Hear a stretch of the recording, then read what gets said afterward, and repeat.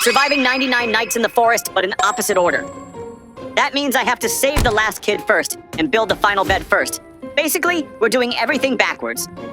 And judging by how this looks, yeah, this might be the worst challenge yet. But hey, let's see what happens. Our very first goal is to max out the campfire because rescuing the last child first means we'll need serious upgrades.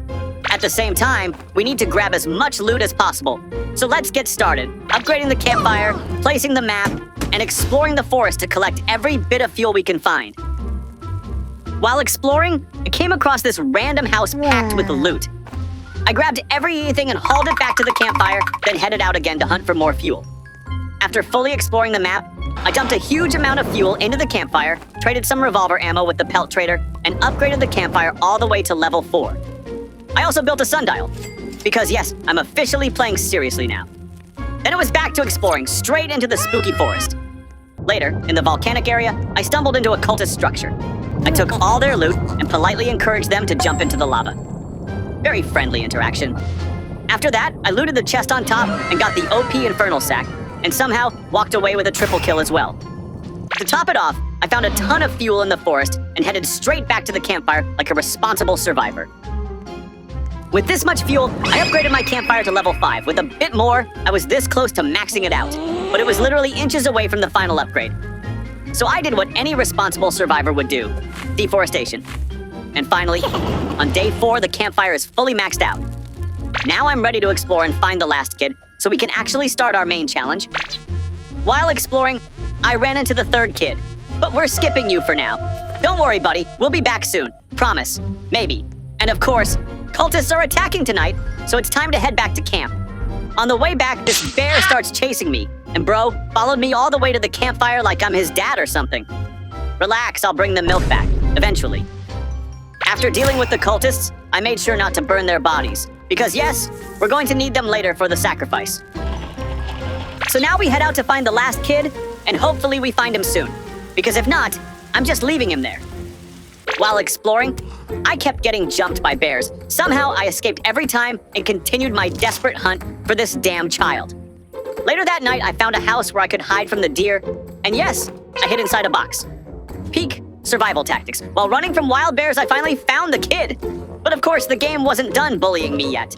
After fighting a few bears, I started getting chased by the ram too. Like, bro, please spare me from this suffering.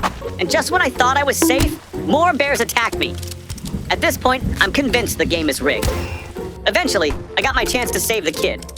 One by one, I took out the bears, and when the last bear showed up, the deer spawned as well and straight up slapped me. I genuinely thought that was the end, but somehow, I killed the bear, and the deer ran away. World War III just ended right here. And then, to add insult to injury, I went into the cave, and there wasn't even a ruby chest. I was this close to breaking my monitor, but I somehow controlled myself. Later, I headed back to my campfire, and of course, I was welcomed by cultists shooting arrows at my face. Very warm hospitality. I dealt with them and kept their bodies aside for later use. You know, normal things. After that, I went to save the third kid. 2 bears tried to stop me, but I took them out with ease. Because after the World War that just happened, I'm basically a trained soldier now. Thankfully, this cave actually had a ruby chest, and from it, I got the shotgun. Finally, something good happens to me. I threw the third kid into the base, and then headed out to save the remaining 2 kids, which should have been easy since they were guarded by wolves and alpha wolves. I wiped out all the alpha wolves, saved the kid, and now, only 1 kid remained. Then I took out the wolves guarding the last kid, saved him as well, and finally, every single kid was rescued. Mission complete. The backwards challenge actually worked. On the way, I spotted a stronghold. And at this point, after all these wars, I just walked in like a boss and started clearing it floor by floor with ease.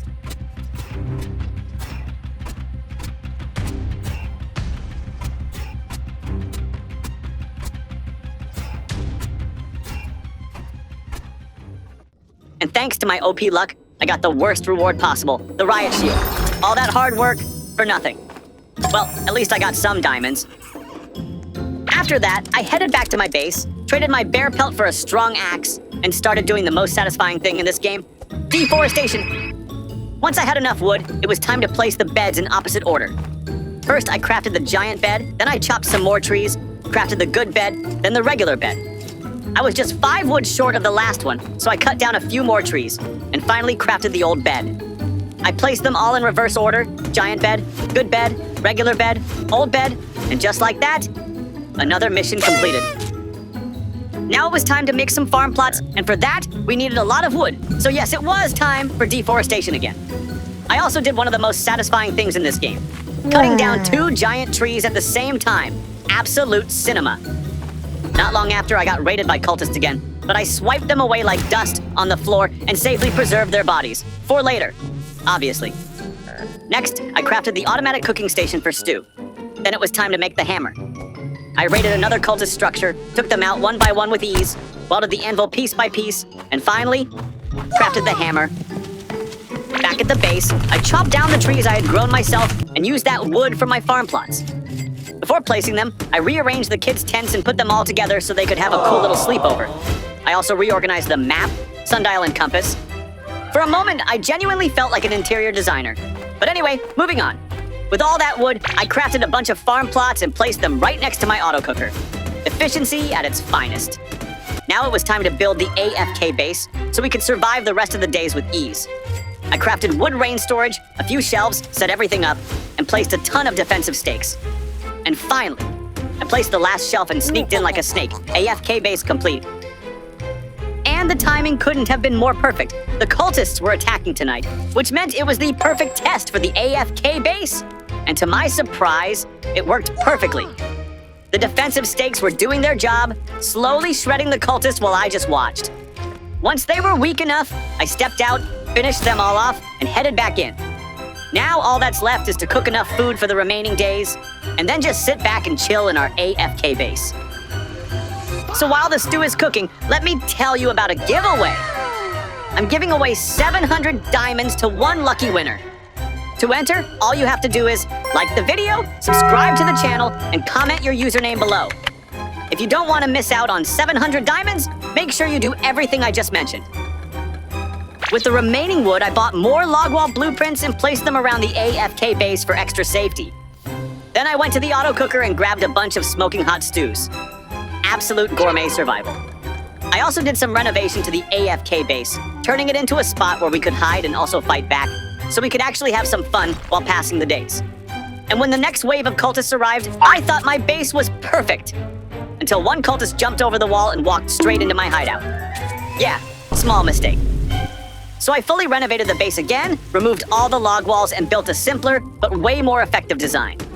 On my final night, while just wandering around, the hungry deer jump-scared me, and I instantly scared him back with my flash. And just like that, 99 nights are complete in this stupid challenge.